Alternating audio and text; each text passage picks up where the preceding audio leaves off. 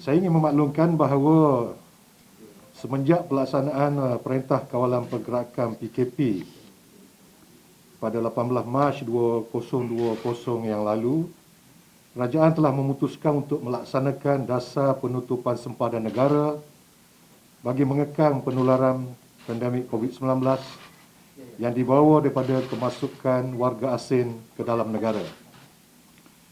Melalui keputusan tersebut, permohonan untuk menyertai program Malaysia Rumah Keduaku ataupun MM2H telah dibekukan bagi memberi ruang kepada Kementerian Dalam Negeri dan Kementerian Pelancongan Seni dan Budaya untuk mengkaji serta menilai semula secara komprehensif terhadap program MM2H. Rentetan itu, Jemaah Menteri pada 14 Julai 2021 dan 30 Julai 2021 telah bersetuju dengan cadangan penambahbaikan dasar baharu program MM2H sebagai salah satu strategi untuk membantu pelaksanaan program pemulihan negara bagi menjana semula ekonomi negara. Sehubungan itu, sukacita saya memaklumkan bahawa program MM2H akan diaktifkan semula dan permohonan baharu akan diproses serta dikendalikan oleh Jabatan Imigresen Malaysia mulai Oktober 2021 setelah semua proses berkaitan perundangan selesai. Kerajaan juga memahami akan kegusaran dan kebimbangan rakyat mengenai kemasukan warga asing melalui program MM2H yang dikuatiri akan menambah lambakan warga asing di Malaysia. Oleh yang demikian, kerajaan bersetuju untuk memperkenalkan dan menetapkan silim bilangan peserta, prinsipal dan tanggungan pada satu-satu masa iaitu tidak melebihi 1% daripada jumlah warga negara Malaysia. Kementerian Dalam Negeri memberi jaminan bahawa hanya peserta yang berkelayakan dan tidak mempunyai rekod kesalahan jenayah akan dibenarkan untuk menyertai program ini. Tata cara permohonan program MM2H juga akan ditambah baik dengan mewujudkan satu sistem secara atas talian bagi tujuan permohonan, pemprosesan dan pengkalan data profil peserta MM2H. Bagi mengimbangi aspek keselamatan dan ekonomi, syarat-syarat penyertaan program MM2H dalam dasar baru ini telah ditambah baik setelah mengambil kira beberapa pandangan kementerian dan agensi-agensi kerajaan. Syarat-syarat tersebut ialah: pertama, keberadaan dan kemestautinan di Malaysia adalah sekurang-kurangnya selama 90 hari kumulatif dalam setahun. Ini adalah bagi memastikan peserta-peserta MM2H benar-benar berbelanja dan menyumbang kepada ekonomi dalam negara, sama ada dalam bentuk sewaan atau pembelian hartanah, perkhidmatan kesihatan, insurans, pendidikan, perbelanjaan makan minum, pelancongan domestik dan lain-lainnya yang seterusnya akan menjana pendapatan kepada rakyat tempatan. Kedua, pendapatan luar negara, offshore income peserta MM2H sekurang-kurangnya 40,000 setahun berbanding 10,000 sebelum ini. 40,000 sebulan berbanding 10,000 sebelum ini. Berbanding syarat pendapatan sedia ada, syarat pendapatan baru ini adalah lebih relevan kerana kerajaan menyasarkan peserta yang berkualiti, berkemampuan dan berpendapatan tinggi.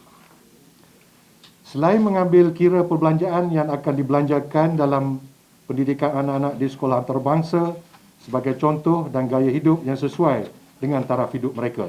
Yang ketiga, pemilikan akaun simpanan tetap sekurang-kurangnya 1 juta dan pengeluaran maksimum sebanyak 50% dibenarkan ke atas nilai prinsipal bagi tujuan pembelian hartanah, kesihatan dan pendidikan anak-anak. Sebelum ini, syarat yang ditetapkan adalah pemilikan akaun simpanan tetap sekurang-kurangnya 150,000 bagi pemohon 50 tahun ke atas dan RM300,000 bagi pemohon 50 tahun ke bawah. Yang keempat, umur pemohon yang layak memohon program MM2H dipecahkan kepada dua kategori permohonan, iaitu umur 35 tahun hingga 49 tahun dan umur 50 tahun dan ke atas. Kerajaan akan memperkenalkan kategori umur 35 tahun sehingga 49 tahun bagi tujuan memilih peserta yang benar-benar berkualiti, yang lebih stabil dari segi pendapatan dan mempunyai kerjaya tetap. Syarat ini diperkenalkan selaras dengan peredaran masa dan melihat kepada kejayaan program seumpama program MM2H yang memberi kesan limpahan ekonomi kepada negara jiran, iaitu Thailand dan Filipina. Walau bagaimanapun, bagi memastikan kumpulan umur 35 tahun sehingga 49 tahun dapat memenuhi objektif program, syarat tambahan dikenakan sebagai aspek kawalan seperti berikut. Yang pertama, keberadaan dan kemustautenan di Malaysia sekurang-kurangnya 90 hari dalam setahun secara kumulatif mestilah dipenuhi sama ada oleh pemohon atau pasangan. Dan yang kedua, bagi setiap tanggungan yang terdiri daripada pasangan dan anak-anak pemohon serta ibu bapa dan ibu bapa mertua pemohon, sebanyak RM50,000 bagi setiap tanggungan hendaklah ditambah ke atas pemilikan akaun simpanan tetap seperti di syarat ketiga yang saya sebutkan tadi. Pengeluaran 50% juga dibenarkan bagi tujuan perbelanjaan, pendidikan, kesihatan dan pembelian hartanah. Yang kelima, tempoh pas lawatan sosial jangka panjang program MM2H adalah 5 tahun dan boleh dilanjutkan selama 5 tahun dan seterusnya selagi peserta berminat tertakluk kepada syarat permohonan berbanding 10 tahun sebelum ini. Yang keenam adalah pengisytiharan aset cair sekurang-kurangnya 1.5 juta. Pemohon hendaklah membuktikan memiliki aset cair sebanyak 1.5 juta berbanding syarat sebelum ini yang menetapkan nilai aset cair sebanyak RM350,000 dan RM500,000 mengikut kategori masing-masing. Syarat ini yang telah ditambah baik adalah bagi menyasarkan peserta program MM2H yang berkemampuan tinggi dari segi kewangan dan seterusnya bakal menyumbang kepada ekonomi negara.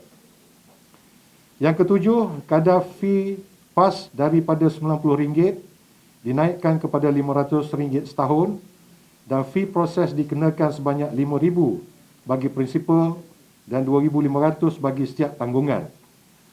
Selaras dengan kemudahan dan keistimewaan yang diberikan, kerajaan bersetuju kadar fee PAS dinaikkan dan dikenakan cas fee proses. Sebelum ini, fee proses tidak dikenakan kepada peserta program MM2H. Kenaan fee proses ini adalah bertujuan untuk meningkatkan kualiti perkhidmatan yang akan diberikan ke atas peserta program MM2H. Untuk itu, sistem atas talian yang dibangunkan akan dapat memberi perkhidmatan terbaik kepada peserta program MM2H. Syarat-syarat seterusnya adalah merupakan usaha Kementerian Dalam Negeri untuk memastikan keutamaan aspek keselamatan dalam pemberian kemudahan MM2H kepada peserta, iaitu pembaharuan PAS, pertukaran prinsipal, pertukaran kewarganegaraan peserta dan tanggungan juga perlu menjalani dan lulus tapisan keselamatan.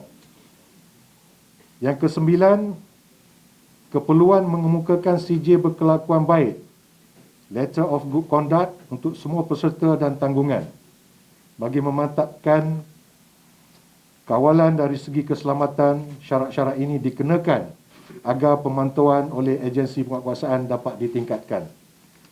Yang ke-10 adalah kerjasama Kementerian Dalam Negeri dan Kementerian Pelancongan, Seni dan Budaya serta ejen-ejen pelancongan. Fungsi mempromosikan program MM2H dan jenamanya akan terus dipergiatkan lagi melalui penglibatan MOTEC dan Agensi Tourism Malaysia dalam memperkenalkan Malaysia sebagai destinasi inap jangka panjang, terutama kepada peserta-peserta dan personaliti berpendapatan tinggi. MOTEC adalah rakan penting dalam kejayaan pelaksanaan program MM2H, terutamanya dalam aspek pemasaran global. Selain itu, ejen-ejen pelancongan yang berdaftar di bawah MOTEC juga akan turut membantu melaksanakan strategi promosi program MM2H berdasarkan garis panduan yang ditetapkan oleh pihak MOTEC. Pelaksanaan dasar baru program MM2H ini akan terpakai kepada semua permohonan baharu dan permohonan pelanjutan bagi peserta sedia ada yang telah dan akan tamat tempoh sah PAS MM2H. Bermaksud peserta sedia ada sekiranya masih berminat untuk menyertai program ini boleh memohon pelanjutan tertakluk kepada syarat-syarat baharu dipenuhi. Sukacita saya ingin menyatakan bahawa tempoh penangguhan atau grace period adalah selama 1 tahun akan diberikan bagi memberi ruang masa kepada peserta lanjutan untuk memenuhi keperluan syarat-syarat baru berkenaan. Pelaksanaan program MM2H dan kemasukan peserta program ke Malaysia masih tertakluk kepada dasar dan prosedur operasi standard kesihatan yang telah ditetapkan oleh MKN dan penilaian risiko oleh Kementerian Kesihatan Malaysia. Sejak tahun 2002 sehingga 2019, program MM2H telah berjaya merangsang ekonomi negara dengan pendapatan berjumlah 11.89 bilion gross value added secara kumulatif melalui fee visa, pembelian hartanah, pembelian kenderaan persendirian, simpanan tetap dan perbelanjaan isi rumah bulanan.